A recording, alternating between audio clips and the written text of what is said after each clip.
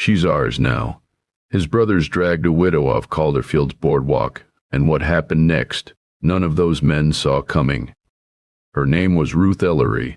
The year was 1885, the month was July, and the town of Calderfield, Montana Territory was about to discover what it looked like when the most powerful family in the valley picked the wrong widow on the wrong afternoon.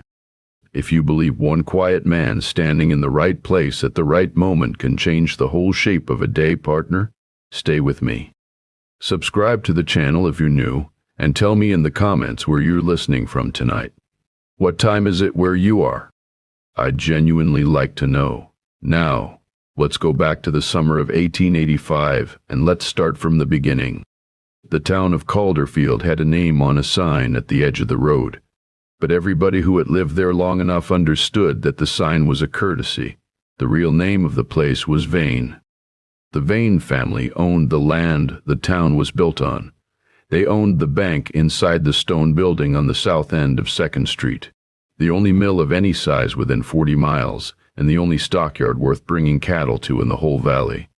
Through a layered series of financial arrangements that nobody outside the family had ever been invited to read in full, they'd also managed to acquire the mortgages on 11 of the 13 cattle ranches in the surrounding grassland. It had taken Augustus Vane 20 years to build that machinery, and he'd done it with the patient, grinding persistence of a man who understands that sustained pressure, applied long enough in the right places, eventually works through every material known to man. Augustus was 63 that summer, broad through the shoulders and white-haired, with hands like square-cut saddle leather, and the particular expression of a man who has not in his adult life been told no by anyone he respected. He dressed in black, rode a black horse, and attended Sunday services at the Calderfield Methodist Church every single week without exception, occupying the front pew with the composed solemnity of a judge who already knows the verdict before the evidence is read. His 3 sons were the blunt instruments of everything their father preferred not to be seen doing himself. Hector was the oldest of them, 31 years old, and the dangerous one, not because he was physically the largest or the quickest to anger, but because he was certain. He moved through the world with the unquestioned confidence of a man who believes he has earned whatever he wants, simply by virtue of being who he is. He had a way of smiling when he was explaining something unpleasant to someone with no recourse. As if the explanation itself were a favor he was extending out of the generosity of his character. He kept a lawyer named Colt on permanent retainer the way other men keep a watchdog, for the particular comfort of having something mean and trained at his side whenever the door knocked. Call, the way everyone said it, was 28, with a gambler's face and the gambler's specific variety of restlessness. He drank for enjoyment first, then for habit, then for a thing that had moved past habit into actual necessity. The way a horse that is pushed past its limits eventually can't stop running even when the rider wants it to. When he was deep in the body, he had a temper that arrived sideways and without warning. The way a horse kicks when you're standing behind it and you forgot to announce yourself. He had charmed 3 women in the valley into giving him things he hadn't deserved over the previous 2 years, and he'd turned the proceeds of those arrangements into losses at a card table in Miles City. Boyd was the youngest, 22, and Boyd was not cruel in the way his brothers were. He was something that is, in certain lights, worse. He was obedient. He did what Hector told him to do with the complete sincerity of a young man who has never once been offered the opportunity to ask himself whether the thing he's been asked to do is right. His loyalty to Hector was not a choice. It was simply the shape of the world as he had always known it. Ruth Ellory had been aware of all 3 brothers from the measured distance of a woman who keeps her own counsel in a town where the wrong words get back to the wrong people. She knew them the way, you know whether, by the way the air in a room changed whenever one of them walked into it. She had come into Calderfield that Tuesday morning in July for flour, kerosene, and a length of fence wire. Her late husband Thomas's accounts at Pickering's supply store were still open, and she had a small bag of coin she'd been setting aside since March, enough to cover what she owed and perhaps leave enough for 1 or 2 things more. She was thinking about the fence wire. about which section of the north pasture needed it most. When she came out of Pickering's with her brown paper parcel and found Hector Vane standing directly in her path. Boyd was with him. So was a man named Cruz, a hired hand who wore a hat 2 sizes too large for him and had the quality of someone who was always calculating the distance to the nearest door. Hector had a folded document in his coat pocket. He produced it and spread it between his hands with the careful deliberation of a man who has done this particular thing before and understands that the pacing of it matters almost as much as the content. The note against the Dry Creek Ranch had come due 90 days after Thomas's death, he explained. That day had been last Thursday. The bank was owed $320, secured against the deed of the property. Ruth stood straight. She was aware of the note. She had spoken with Mr. Proctor, the bank manager, who had given her to understand that the institution would be reasonable about the timing given the circumstances. She had a small amount coming in from the sale of 2 head of cattle in the fall, and expected to address the balance before winter. Hector folded the document back up with the unhurried precision of a man who has already passed the portion of a conversation that requires documents.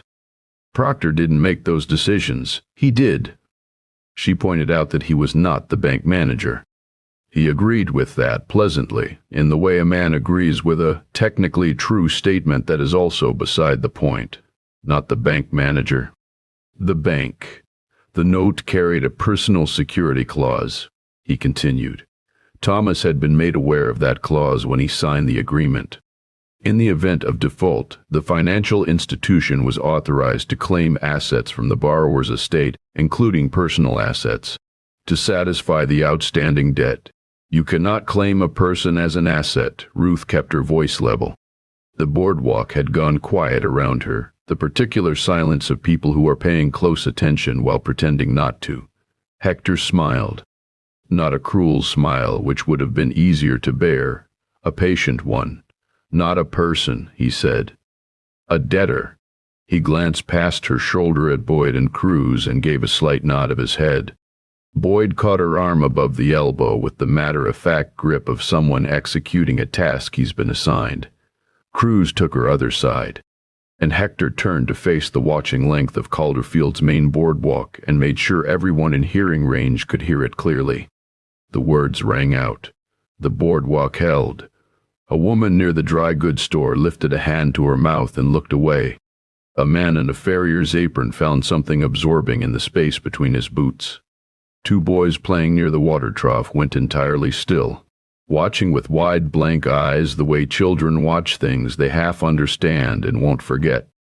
Deputy Grady, 20 years old, 4 months in the position, well aware of who owned the building his office was in, stood at the edge of the boardwalk with his thumbs in his belt and studied the far end of the street as if he'd spotted something of particular interest there. At the bar inside the Blackthorn Saloon, which had tall windows running along the wall that faced 2nd Street, a man sat with a glass of rye in front of him that he hadn't touched in close to 20 minutes. He had the lean features of someone who'd spent a lot of time outdoors, a week's growth of dark stubble, and a quality of stillness that was distinct from laziness, the stillness of a man who is doing something with his attention that looks, from the outside, like nothing. He watched Boyd and Cruz begin walking Ruth toward the Vane wagon. He set the glass down. He stood up. He walked across the saloon floor, pushed open the door, and stepped off the boardwalk into the street at the pace of a man going somewhere he's decided to go. Let her go. Not loud. The voice had the quality of a door closing in a quiet house, contained but carrying, the kind of sound that reaches the ears of every person in a room without being raised at all. Hector turned around. Boyd and Cruz stopped. The stranger stood in the middle of the road with his coat pushed back on the left side, the way a man positions himself when he wants his right hand comfortable near a holster. His eyes were the pale washed-out blue of a mountain sky in January, and they were not looking at Hector. They were moving between Boyd's gun hand, Cruz's gun hand, and the angles between all 3 of them. Hector made a fast calculation on the assumption that numbers favor the man who has them. He spoke to the stranger in the measured, reasonable voice he used for explaining disagreeable things to people with no recourse. The voice that assumed the conversation was already over and was simply completing the formality of the final paragraph. What the stranger was witnessing was a legal collection of a legitimate debt, and the wisest thing the stranger could do for his own continued well-being was to go back inside and finish his drink. The stranger looked at Ruth. She had gone still in a way that was not surrender. It was the stillness of a woman running her own calculations, fast. "Ma'am." The pale eyes came to her. "Are you going with them because you want to?" "No." Ruth's voice was steady. "I'm not." The stranger gave a single nod, the nod of a man confirming a thing already suspected. Then he looked back at Hector and said, with the same quietness he'd brought to everything so far, that they appeared to have a problem. Cal Vane had crossed the street with his thumbs in his belt and the loose-shouldered ease of a man who mistakes contempt for confidence. He said what men like him always say to strangers who step into things that aren't their business: "Walk away, we'll pretend this never happened. It's a gift I'm offering you." He said it with the patience of someone explaining something simple to someone slow. The street went quiet in the specific way it goes quiet when a crowd understands that the next few seconds will determine what kind of afternoon this has been. "I've heard that offer before," the stranger said with no heat in it at all. "The folks who made it are mostly in the ground now." The pause that followed had a particular quality, the held breath of a crowd that is all doing the same thing at once. Cal's hand started moving toward his holster. The stranger's revolver cleared leather before that movement was 3 inches along. He didn't point it at Cal. He pointed it at the ground 2 feet in front of Boyd's boots and pulled the trigger once. The shot hit the earth, and the dust kicked up between them like a snake striking, and Boyd stumbled back a full step and came very close to going down entirely. In the ringing silence after the shot, the stranger reloaded the single-spent round with the slow, careful economy of a man who has nothing to prove and wants everyone present to understand exactly why he doesn't. "That was a courtesy," he said. "I don't generally repeat them." Hector Vane was not a man who frightened easily. He had built too much from too little, stood in too many rooms full of people who needed things from him, to find fear a frequent condition. But something in the geometry of that draw, the cleanness of it, the precision of the shot, the reload performed without the slightest acceleration, reached a place at the back of his chest where a younger and more honest Hector still lived. He was aware, with the portion of his mind still running its numbers, that 9 of the people on the boardwalk had just exhaled, and 2 of them had taken a small, involuntary step backward. The stranger looked at Hector with those pale eyes and said something about pressure and patience, and the particular position a man finds himself in when he's not accustomed to being told no on his own street, calmly, without heat, the way a man states facts he has no personal investment in. Then, go home. Sleep on what happened here today. I'll be around. He holstered the revolver. He walked to Ruth, picked up her parcel from the boardwalk where it had fallen in the scuffle, and held it out to her. Boyd watched this transaction with the expression of a man who has seen a card trick he cannot locate the mechanism of. And Hector Vane watched the stranger walk back toward the saloon with the expression of a man who is arriving, slowly and with some resistance, at a recognition he doesn't want, something in the angle of those shoulders. Something in the economy of every movement, not practiced exactly, but settled into the bones the way a skill looks when it has been used so many times it has become the same thing as instinct. A detail from a winter in Cheyenne, 7 years ago. A room, 6 men, 1 man walking out of it. The color in Hector Vane's face did something it almost never did. It drained. Ruth Ellory stood in the street with her parcel and watched the stranger disappear back through the saloon door without a backward glance. Calderfield exhaled around her slowly and carefully, the way a crowd exhales when the immediate danger has resolved itself without anyone they care about getting hurt. "Who was that?" she asked, to nobody in particular, Across the street, the farrier took off his apron and folded it with deliberate care, and shook his head very slowly, with the look of a man who knows the answer and is weighing how much good the saying of it will do. "Now, partner, pour yourself something warm and settle in, because what happened on that boardwalk was not the story, it was the opening line of it. And the story that followed reached into every corner of that valley. If you're new to the channel, subscribe and leave me a comment below. Tell me where you're listening from and what time it is there, and let's keep going." Ruth Ellory had not been raised to ask strangers for help and was not accustomed to needing it. Her father had taught her on a Wyoming dry goods farm to address her own broken fence posts, load her own shotgun, and maintain her own accounts with care. And when she'd come to Montana territory at 22 with Thomas Ellory, she'd carried those habits with her the way you carry a good tool. You don't leave it behind because you're going somewhere new.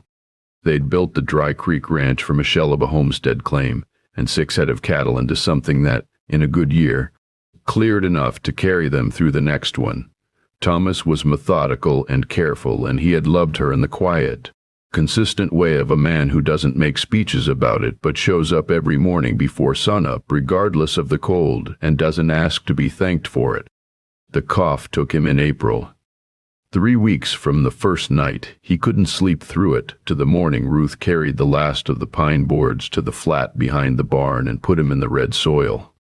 After that it was just her and the ranch and the understanding, which arrived slowly and then all at once, of how the arithmetic stood. She rode back to the Dry Creek Ranch that Tuesday afternoon with her parcel and her horse and the sense of something coming that she couldn't yet see clearly. She put the horse in the barn, fed the animals, and sat on the porch until the valley went dark around her, going through what she knew. The Vane land machinery was not a secret in the valley. It was just a thing nobody had yet found a way to stop. 11 ranches, each taken on paper through a combination of legitimate debt and a judge who had no compelling reason to rule against the man who'd granted him a land parcel the year before his appointment. 2 families had tried to fight it through the courts, and both had lost, cleanly and quickly, before Judge Luther Aldred.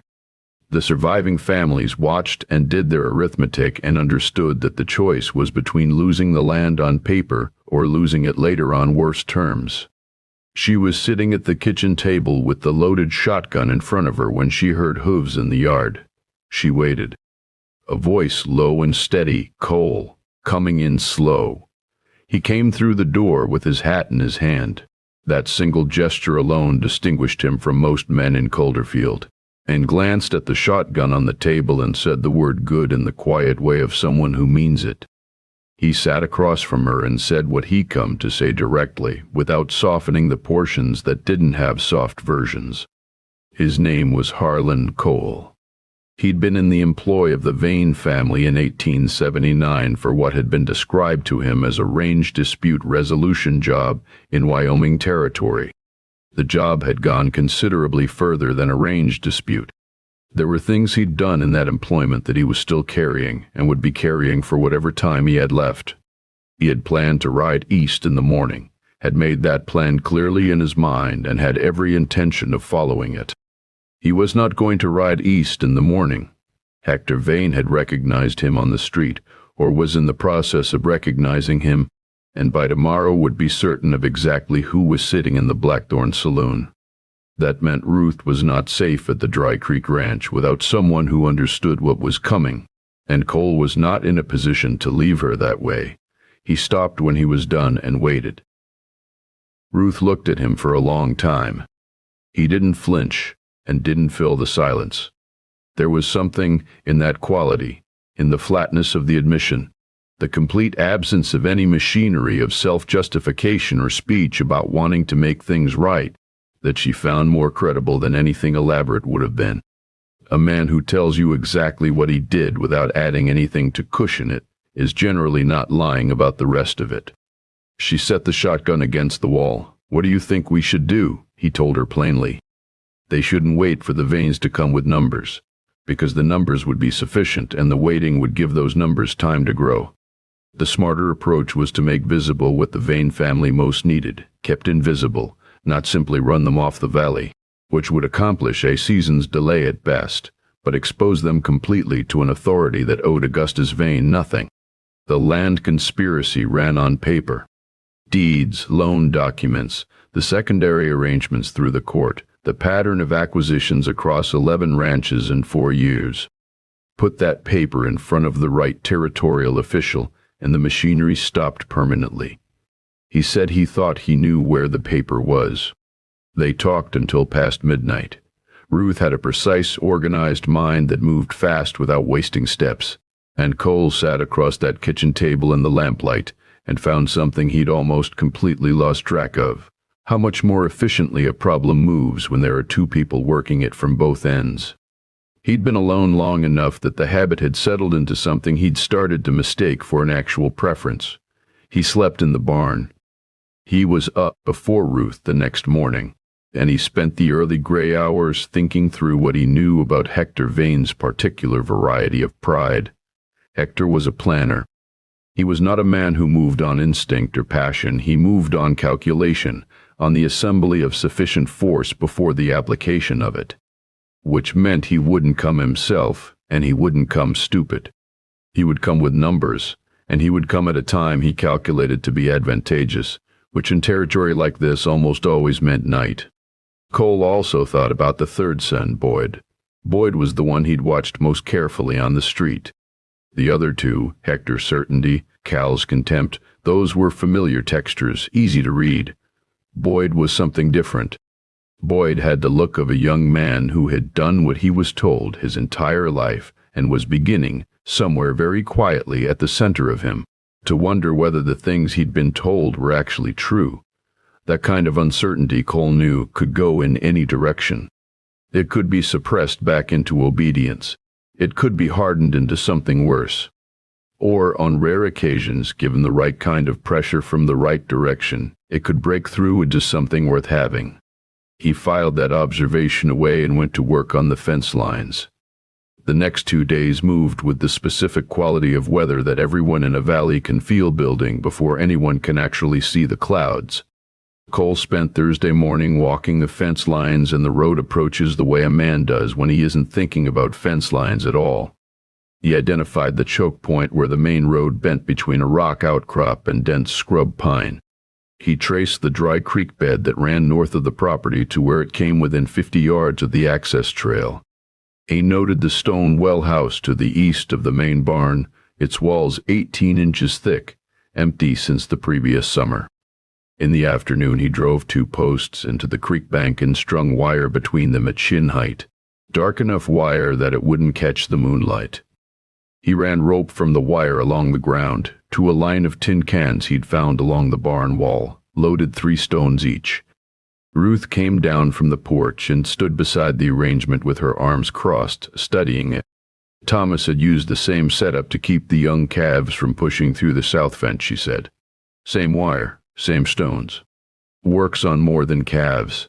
She showed him the secondary trail from the north, the hunting route the Vane boys used when they went up into the foothills, which put a man onto the back of the property from behind the barn without crossing the main approach at all. It was the kind of back route that a man comfortable with the land would use if he wanted to come quiet.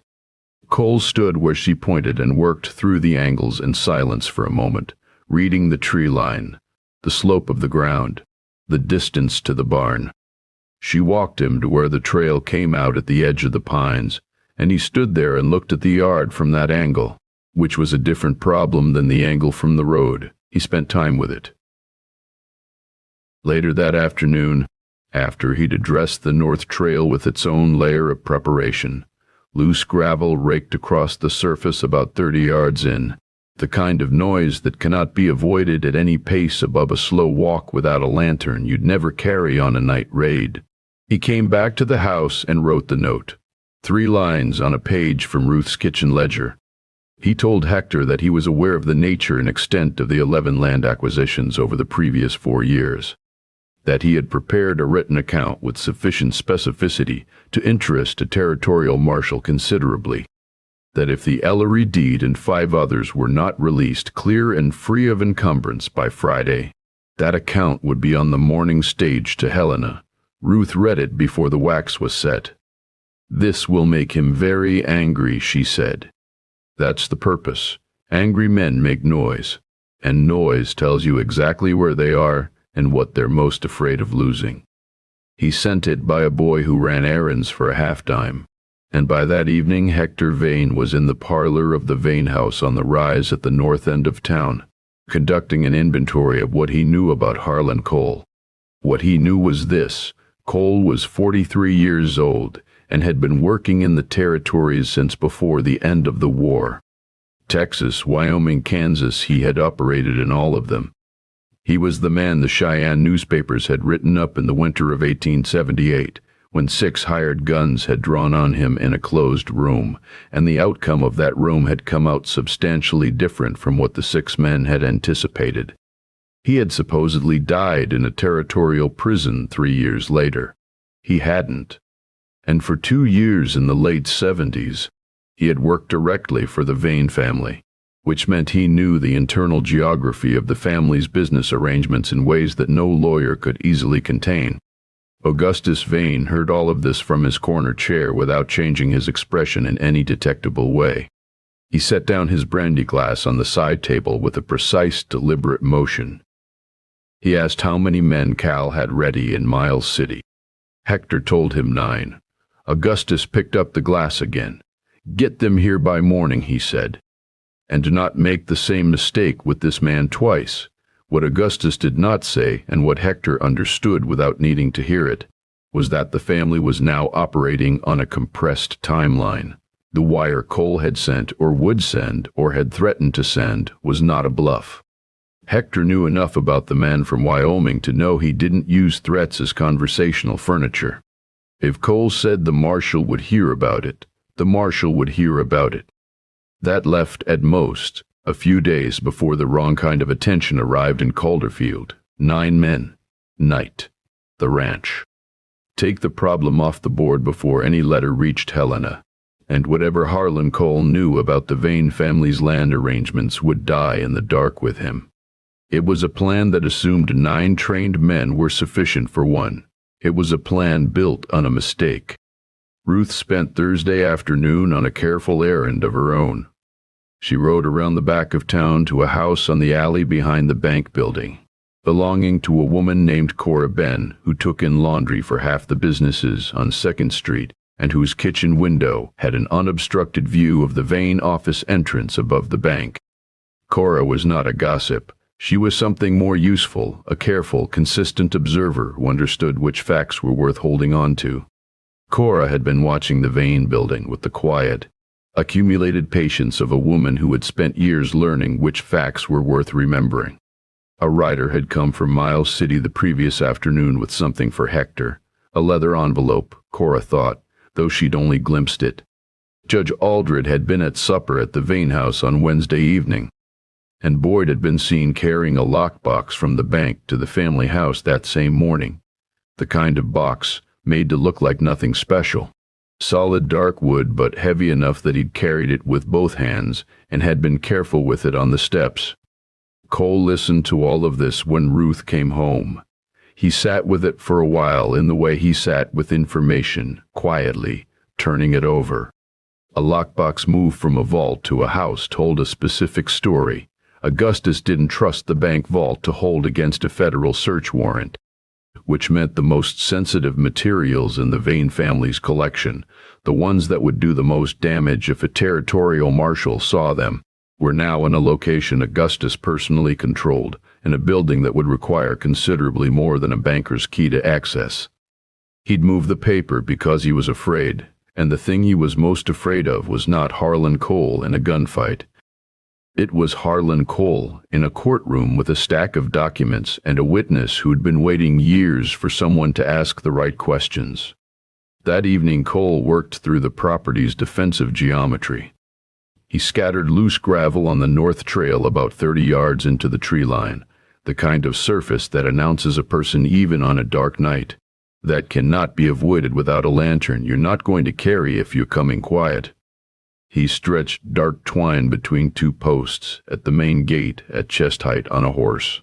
angled so it would catch an animal moving faster than a walk directly across the chest. He positioned 3 lanterns inside the main barn on a timed wick arrangement he'd built from salvage materials, set to light at 2 in the morning, because men coming for a night operation orient toward light, and Cole wanted them oriented toward the barn specifically and not the house. Then he sat Ruth down at the kitchen table with the Colt Navy he'd bought that morning from a quiet man at the Mercantile, a used piece, wrestle-ended for .36 caliber, well-maintained, probably carried by a cavalry officer at some point before it ended up in a display case in Montana. He went through the specific problem of a pistol versus a shotgun. They are different arguments and you have to approach them differently. A shotgun is about controlling a space, the whole doorway, the whole approach, everywhere inside 30 feet of where you're standing.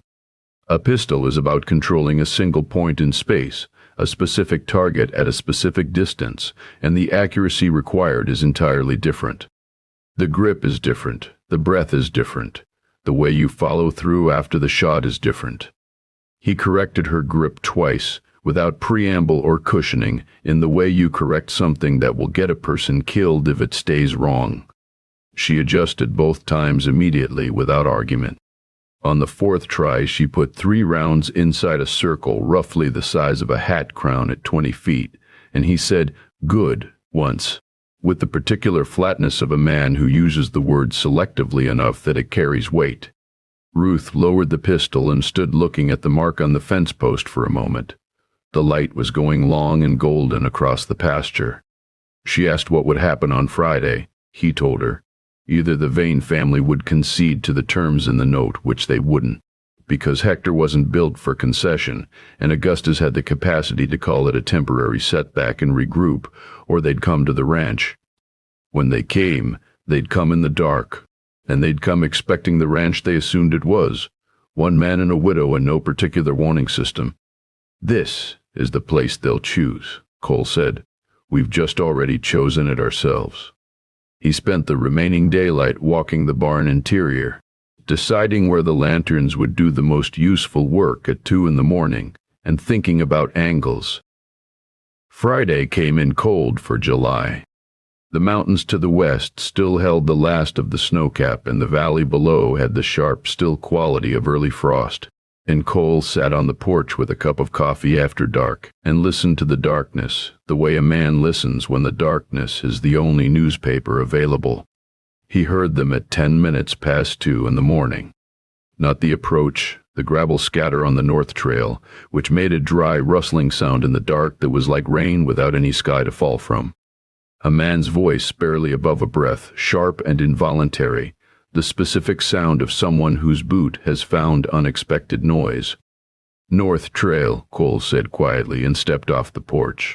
Ruth was already at the house window with the Colt on the sill and the shotgun leaned against the wall beside her. 4 of the 9 men came from the north. 3 rode down the main road. 2 split off to the east along what they must have assumed was an unwatched flank, intending to come at the barn from the far side. The chest-high twine at the main gate caught the lead horse at the chest, and the animal reared hard and threw its rider into the road with the sound of a heavy sack dropped from a wagon. The second horse shied violently left, and its rider fought it against the fence rail. On the north trail, the gravel alarm had fired a beat before, a rattling, scraping scatter of displaced stone, and one of the 4 men on that approach, already tightened by the hoarse noise from the main road, put a round into the dark ahead of him out of pure instinct. That shot gave Cole the exact position of all 4 men, 20 yards into the tree line spread across maybe 12 feet of trail. He put the first one down with a shot to the shoulder from 40 yards, clean and deliberate, not lethal. The man went sideways off his horse with a sound that did not suggest anything heroic.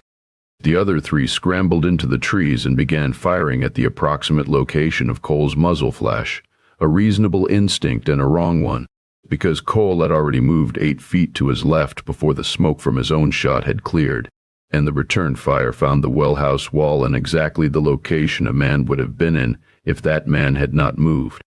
He put a second shot at the base of a tree whose position the return fire had identified. aimed close enough to the man behind it that the man dropped his rifle and ran back up the north trail, at speed and without looking behind him, making considerably more noise on the way out than the gravel had made, announcing him on the way in. The two flanking men who'd gone around the east side hit the creek bed tripwire at a walk and went down in a tangle of rope and tin cans that rattled across the dark like a chandelier coming off its mounting. One lay flat and stayed flat. The other stood, brushed himself off with the methodical care of a man doing an inventory, and walked east at a pace that indicated he had made his decision about the evening's work, and it did not involve remaining. At 2:15, the barn lanterns came on as scheduled, spilling warm gold light across the yard. The three men from the main road, who'd gotten their horses under a degree of control, turned toward that light, the natural pull of it in a dark yard, which was the wrong direction. The light was behind them and they were clearly visible from the house window for a full 10 seconds. Ruth Ellory shot the rightmost one in the gun arm from just under 60 feet. He made the sound of a man who has been entirely persuaded of something in a single moment. The revolver came out of his hand and he sat down next to it in the dirt, and the other two men turned to look at the house window with the specific expression of people who have just had to revise a working assumption they were fairly confident in 20 minutes ago.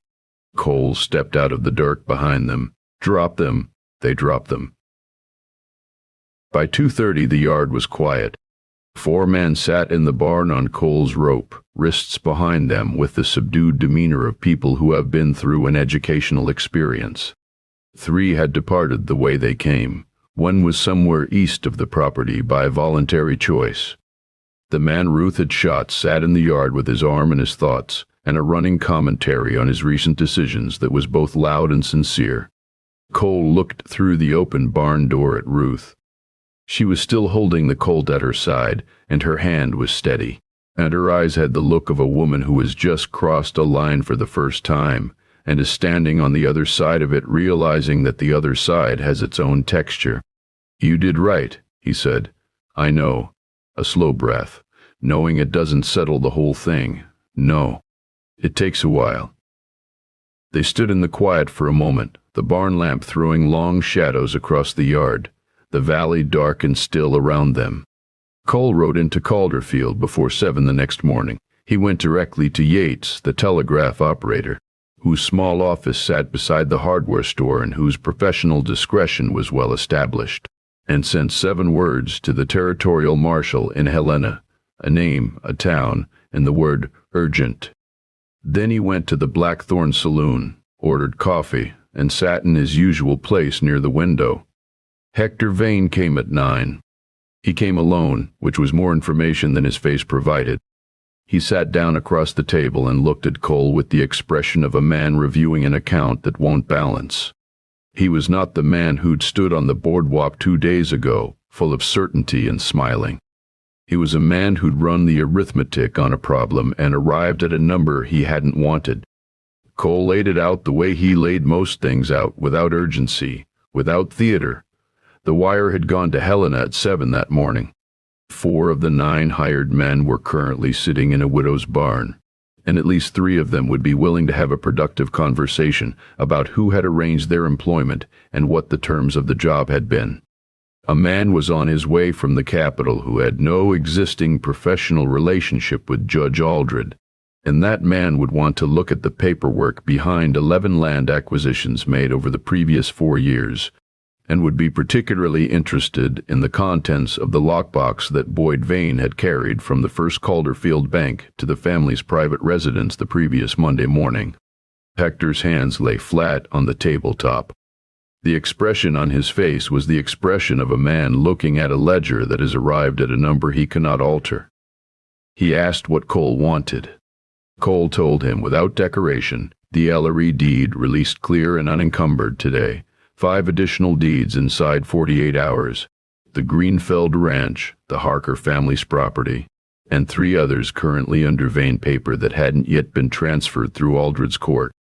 The 5 deeds already moved through the court could remain as they were. Those were the cost of the years. The price tag on what the Vane family had already done, and Cole was not in the business of traveling backward across the territory, repairing every wrong that had ever been committed.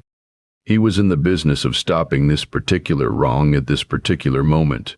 He said he wanted Augustus Vane to deliver the deeds in person, not through a lawyer, not through the mail. Hector started to say something about legal authority and the limits of what Cole could compel without a badge, and Cole let him say it, and then told him with the same patient levelness to do the arithmetic on a wire sent at 7 that morning, and 4 men in a barn who would answer questions about where they'd received their instructions from, and see what number he arrived at. It didn't take long. Hector picked up his hat. The man who stood up from that table was noticeably different from the man who had stood on the boardwalk 2 days ago. Not broken, not humbled in any sentimental sense, but recalibrated, operating now within a frame that was smaller and harder and considerably more honest. Before he put the hat on, he said with the last remnant of a man who was not accustomed to leaving rooms without the final word, that Cole was a man carrying a great deal of blood on his hands. Yes. Cole's voice didn't change, every drop of it. That's what lets me know what yours looks like. Hector left. By noon, Boyd Vane rode alone out to the Dry Creek Ranch with a leather folder and the Ellory deed inside it, stamped clear. He handed it across to Ruth on the porch and turned his horse without speaking. Before he rode, he looked back once, and in that look was something that might have been the beginning of a question he hadn't yet learned how to ask. Ruth received the deed and held it in both hands. She looked at the stamp on it, at her own name on the face of it, at the small solid fact of a document returning to the person it had always belonged to. The weight of it was the weight of the ranch, and the barn and the north pasture and the flat behind the barn where Thomas was buried, and all of it was hers. "Go on home, Boyd," she said. He went. But slowly, and with that look still on his face, the look of a man beginning, in some tentative and uncertain way, to ask himself a question he'd been avoiding for a very long time. The 5 remaining deeds arrived within the next 48 hours, delivered in person by Augustus Vane in a black coat on a black horse, to each family in turn, with the spare dignity of a man who has made a calculation and is executing it cleanly. He said nothing at any of the 5 stops beyond what was required. He did not apologize. He was not the kind of man who apologized. He was the kind of man who adjusted, which is a different thing entirely. The territorial marshal arrived in Calderfield the following Friday with a clerk and a methodical interest in documents, and spent 2 days going through records that Judge Aldred found progressively harder to explain. By the following Tuesday, Aldred had been removed from the bench pending territorial review. The first Calderfield bank found itself operating under scrutiny it was not structured for. The 9 hired men, transported to Miles City and charged with conspiracy to commit assault, answered the questions they were asked in exchange for arrangements that cost the Vane family considerably in legal fees and subsequent exposure. Cal Vane left Calderfield in September. He turned up in various places over the following years, none of them ones you would aspire to. Boyd remained, which surprised nearly everyone who knew the family, and over the course of the next decade became, by slow degrees and visible effort, a different sort of man than the one who'd arrived at the Dry Creek Ranch with a leather folder and nothing to say. Hector stayed too, and restructured and operated within a smaller and more constrained frame, which is what certain men do when they cannot entirely stop but can be forced to work within boundaries. Augustus Vane sat in his corner chair on the rise with his brandy glass and his view of the valley. He sat there for a very long time. What he saw out that window was the same valley it had always been. What he owned inside it was considerably less than it had been, and the machinery he had spent 20 years constructing had been dismantled in a week by one man and a widow with a pistol and a line of tin cans in a creek bed.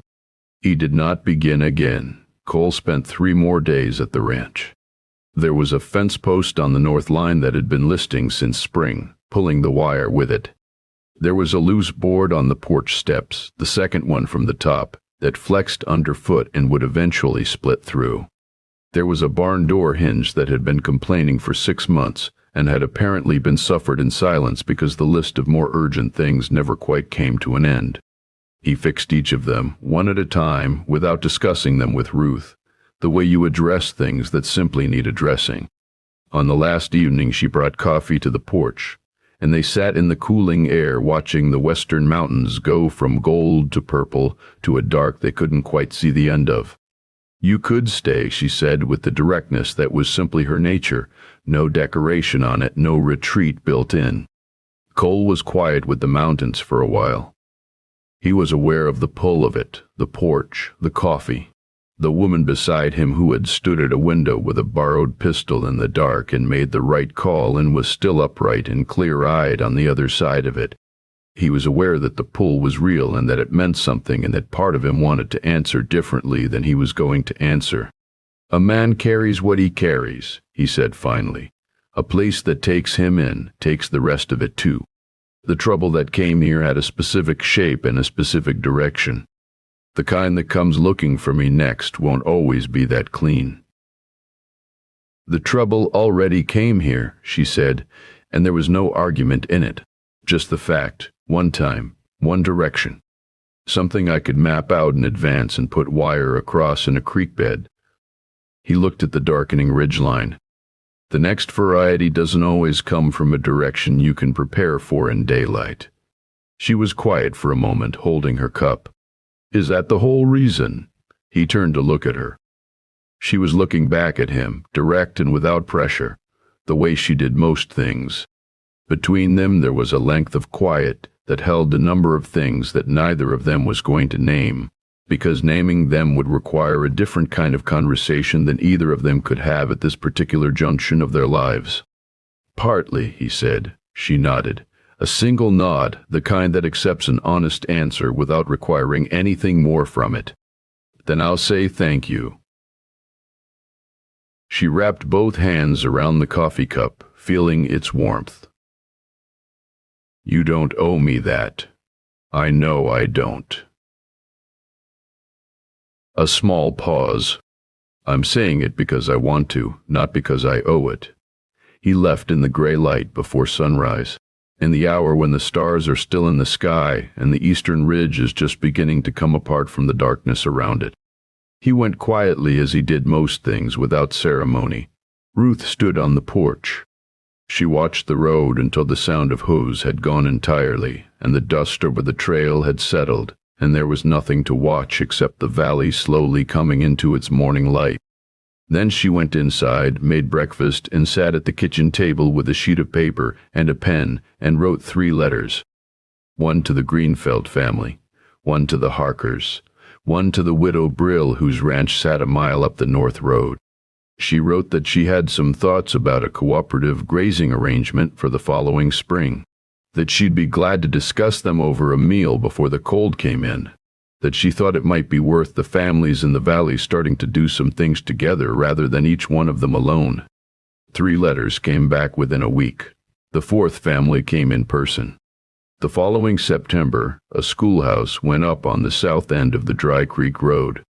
5 families built it in 3 weeks in the fall air, using lumber purchased from a mill that no longer had anything to do with the Vane family. Ruth taught there on Wednesday and Friday afternoons, and it stood for a long time, and the valley remembered it afterward as the kind of thing that becomes possible when the weight that's been on people for a long time finally lifts.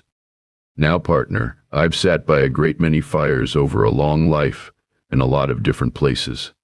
And if those fires have taught me one consistent thing, it is this: the quietest man in the room is not always the calculation you think he is. He is sometimes the man who has already read every door in the building and knows which way each one opens and hasn't mentioned it because nobody thought to ask. The Vane family had money. They had law, or what passed for it. They had hired men and the slow accumulated weight of 20 years of agreements made in back rooms and never questioned.